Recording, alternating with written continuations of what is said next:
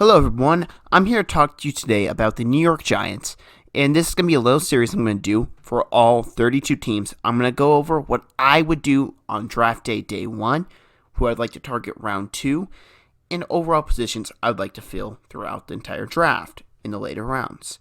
Today I'm starting off the New York Giants, and the Giants have already had an interesting offseason. They've traded away Odell Beckham, they have let Landon Collins go, and they've signed Golden Tate. Overall, people don't really know with what Dave Gettleman's thinking, but I like Dave Gettleman as a general manager. I think he did a great job of building the Carolina Panthers, so I think he'll do a great job this upcoming draft. But here's what I would do if I was the GM in his shoes.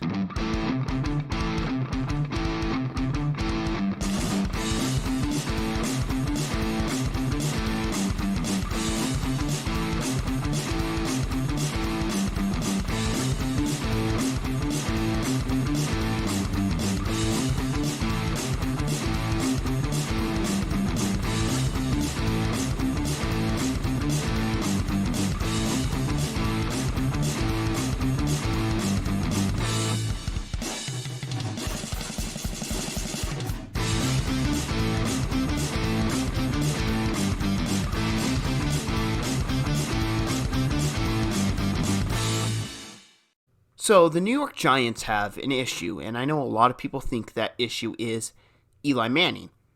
I'm going to disagree. I think Eli Manning is still a competent quarterback and can get the job done if he has enough pieces around him.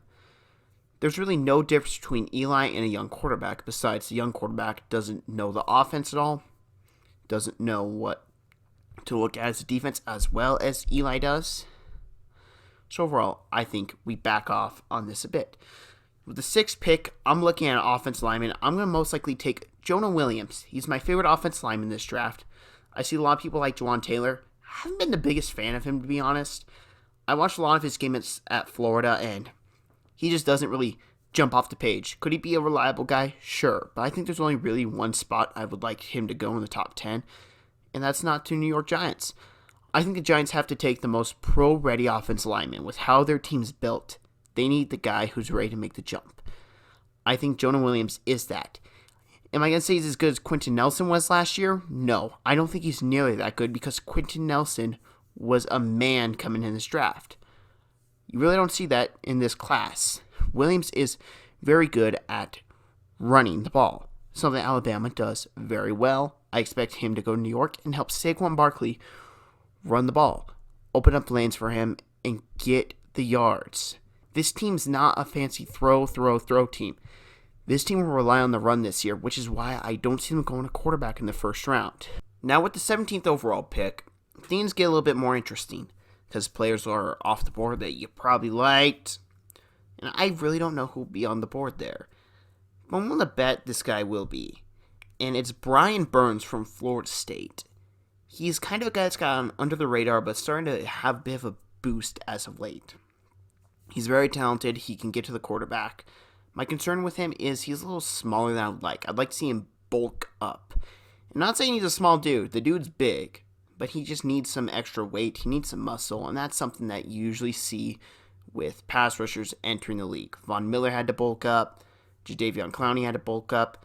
Surprisingly, Khalil Mack didn't have to bulk up that big, but the dude was already 24, I believe, when he was drafted. And if Burns isn't there, I wouldn't be surprised they went with Jachai Polite. He's a very good, talented player. He's not the best pass rusher, but he's a very good run stuffer. Very underrated in the run stuffing category. And if both those guys are gone, or if they don't want a pass rusher, you look at a defensive tackle. You lost Snacks Harrison. Maybe Ed Oliver slipped there, and you take him. Or you go on the offense side of the ball. You have the receiver position open after trade Odell. Maybe you take a DK Metcalf or a AJ Brown or a Marquise Brown. Maybe you try to fill that void. But personally, I'm looking at the pass rushers, and I like Brian Burns the most. And if I have to take a secondary choice, of course, it would be Jachai Polite. But Burns is number 1, in my opinion, and I think he would help the Giants out this upcoming year. You need a pass rusher to deal with Carson Wentz, Dak Prescott, and whoever the Redskins will have a quarterback. Maybe Case Keenum or some guy they draft 15th overall. Day 2. And Day one, I feel really good about it. We got an offense lineman to help protect Eli and run the ball with Saquon. Got a good pass rusher, or maybe a good wide receiver, depending who's on the board. Now we need to look at another position. We need to look at a key position. We need to address the quarterback position. And I'm not saying this guy is going to take it from Eli. No, he's going to learn from Eli.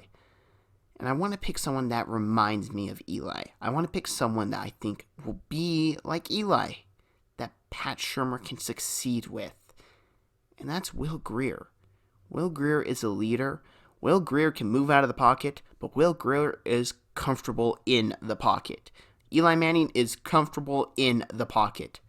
You don't have to change how you call plays. You don't have to change a thing. Maybe the only thing you have to change is that you can throw a bit deeper due to Will Grier being younger than Eli Manning.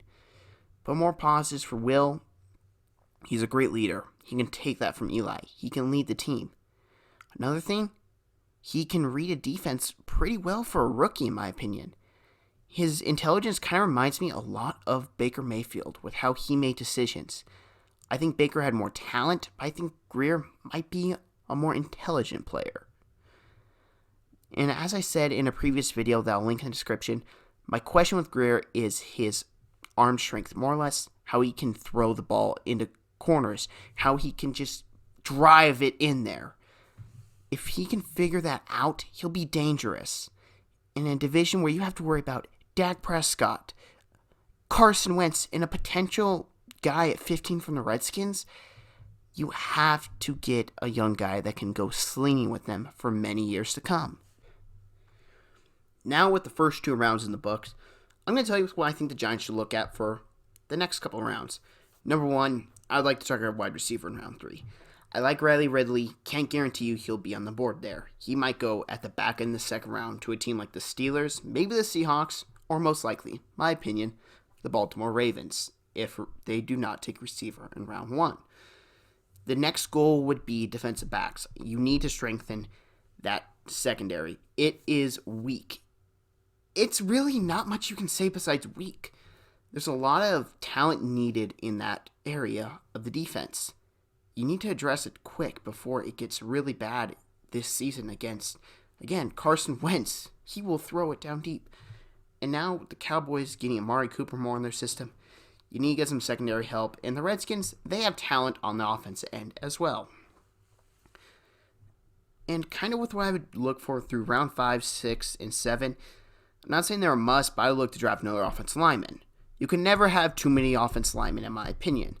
You need to get the most out of your offensive line than any other position, in my opinion, because they are the most important thing on the field. If your quarterback has a clean pocket, he will be better. If your quarterback is getting hit every other play, he's not going to do well. That's why I think Eli Manning struggled. He has been hit every other play. And then for round 6 and 7, really, you're just looking at the guys who are best available on the board. You're not really looking, oh, well, he can fill this position. No, you're just looking best available on the board. Round 6 and 7, if they make the team, that's great, but they're most likely going to be special teamers. Still good if you can hit on those picks.